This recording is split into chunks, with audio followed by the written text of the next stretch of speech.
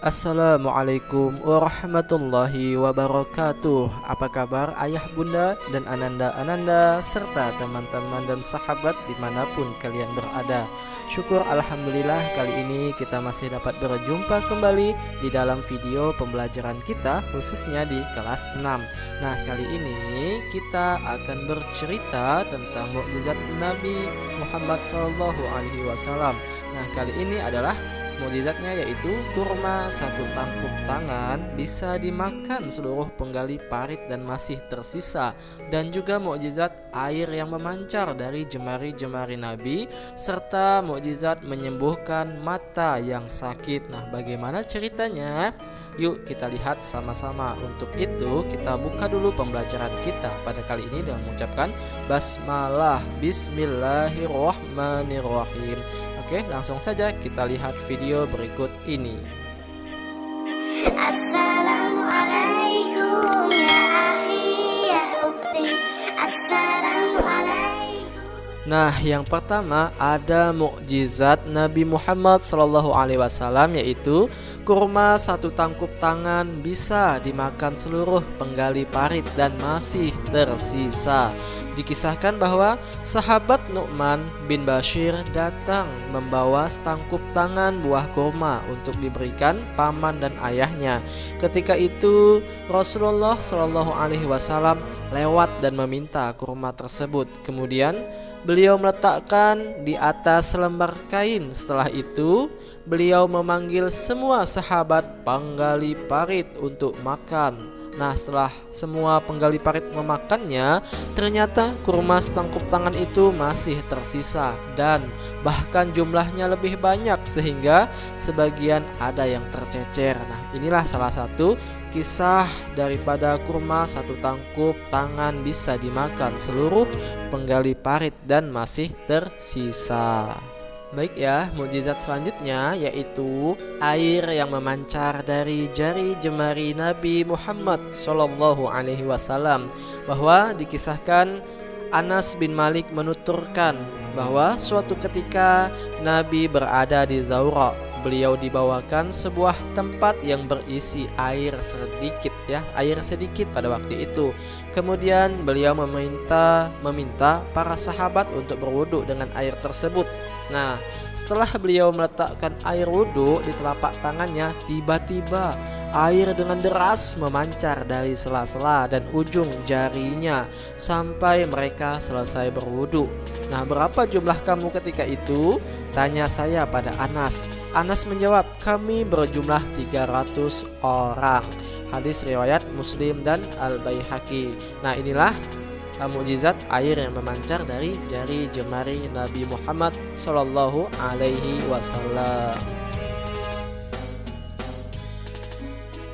Nah, jangan salah paham dengan judulnya ya para sahabat dan anak-anakku sekalian. Walaupun judulnya demikian, sebenarnya Rasulullah SAW meludahi mata Sayyidina Ali bin Abi Thalib itu bukan karena marah, tetapi karena Sayyidina Ali pada waktu itu sedang sakit mata. Makanya mata beliau diludahi oleh Rasulullah. Dan tentunya mata itu langsung sembuh. Tapi jangan ditiru ya wahai sahabatku. Nah, Rasulullah itu adalah utusan Allah dan apapun yang beliau lakukan adalah berdasarkan wahyu dan mukjizat. Nanti kalau sahabat ikut-ikutan seperti itu ya takutnya bukan sembuh malah jadi buta. Lagi pula Rasulullah SAW adalah orang yang paling rajin bersiwak atau gosok gigi dengan kayu siwak. Bahkan setiap waktu sholat Rasulullah selalu menyikat giginya. Jadi wajar ludah beliau sangat manjur, berbeda dengan kita. Kalau cuma mau berangkat sekolah ataupun mau berangkat kerja ya buat ludahin tanaman aja tak mati, apalagi orang ya. Nah, kisah Ali bin Abi Thalib ini terjadi ketika perang Khaybar, di mana dalam pengepungan benteng milik Yahudi itu Rasulullah SAW menjanjikan kepada para sahabat bahwa benteng itu akan dibuka oleh orang yang Allah dan Rasul cintai dan dia cinta kepada Allah dan Rasulnya. Dan Rasulullah SAW janjikan bahwa panji Islam akan diberikan kepada orang tersebut. Maka keesokan harinya ketika Rasulullah SAW mengumpulkan semua pasukan, bahkan para sahabat senior pun berkumpul di situ. Ya, tapi Rasulullah masih mencari-cari orang yang beliau maksud. Bahkan Umar bin Khattab sengaja memberikan isyarat agar Rasulullah melihat dirinya dan menyerahkan panji itu kepadanya, tapi ternyata bukan Abu Bakar ataupun Umar, tetapi orang lain, yaitu Ali bin Abi Thalib. Karena tidak kunjung menemukan Ali, maka Rasulullah pun bertanya, apakah kalian melihat Ali bin Abi Thalib? Tanya Rasulullah Shallallahu Alaihi Wasallam. Maka para sahabat akhirnya tahu yang disedang cari oleh Rasulullah adalah Ali bin Abi Thalib. Lalu salah satu di antara mereka menjawab, Ali sedang sakit mata wahai Rasulullah, dan dia ada di dalam kemahnya.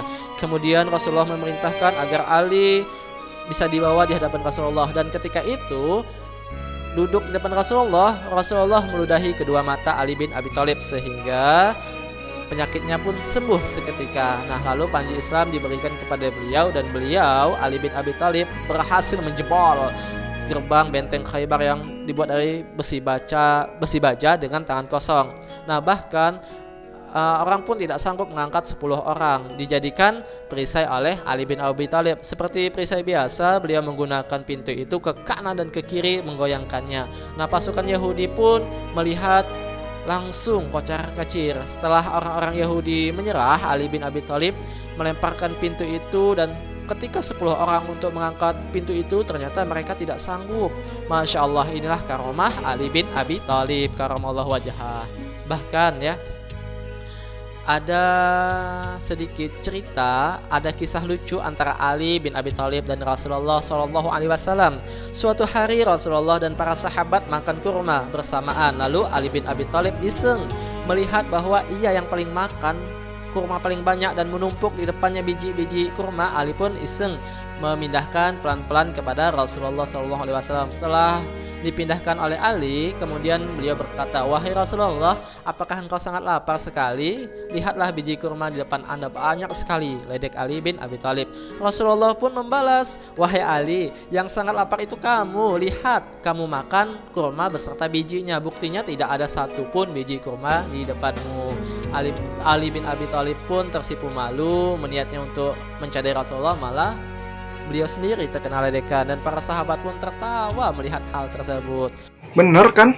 Nah, demikian dulu ya, inilah dia kisah-kisah mukjizat Nabi SAW, yang mana mukjizatnya kita bahas kali ini ada 3. Kurma 1 tangkup tangan bisa dimakan seluruh penggali parit, dan masih tersisa air yang memancar dari jari jemari Nabi, dan juga Nabi Muhammad SAW bisa menyembuhkan mata Sayyidina Ali yang sakit ya. Nah, demikian dulu ya pembahasan kita mengenai mukjizat-mukjizat Nabi Muhammad SAW ya. Sebenarnya mukjizat Nabi SAW masih banyak yang tidak kita bahas di pertemuan kita. Akan tetapi dari apa yang kita bahas mudah-mudahan mewakili dari yang lainnya. Intinya menunjukkan kemuliaan Rasulullah SAW. Mukjizat dari Allah yang diberikan kepada Nabi Shallallahu Alaihi Wasallam sebagai penjelas dan penguat akan kebenaran kerasulan beliau ya. Sebagian sahabat dan orang-orang yang beruntung menjadi beriman akan adanya mukjizat tersebut, tetapi orang-orang kafir menolaknya dengan perkataan yang sangat menyakitkan. Mereka berkata bahwa Muhammad tukang sihir, Muhammad penipu, bahkan ada yang sebenarnya dia mengakui akan kebenaran mukjizat Nabi SAW, tetapi karena ambisi kedudukan maka ia menolak dan mencoba meniru Nabi meskipun dia tidak bisa. Salah satu contohnya yaitu Musailamah, seorang tokoh yang mengaku nabi. Dia pernah mencoba untuk membuat karya seperti Al-Quran. Salah satu ayatnya yang dibuatnya itu ialah katak. Wahai katak, bersihkan. Berapa kali kamu bersih-bersih? Ia juga mendengar bahwa Rasulullah telah mengusap kepala seorang bayi, lalu tumbuh rambut di kepalanya. Maka ia pun juga mengusap kepala seorang bayi, tetapi kepala bayi tersebut malah menjadi botak. Nah, ia juga pernah mendengar bahwa Rasulullah meludahi sebuah sumur, lalu keluarlah air. Maka ia pun juga meludahi pada sumur tersebut, tetapi sumur itu malah menjadi kering ya. Nah, semoga bermanfaat pembelajaran kita ya. Nah, sampai jumpa pada kesempatan selanjutnya. Mari kita tutup dengan mengucapkan hamdalah alhamdulillahi rabbil alamin. Akhir kata, Ma'assalamah wa ila liqa. Assalamualaikum warahmatullahi wabarakatuh.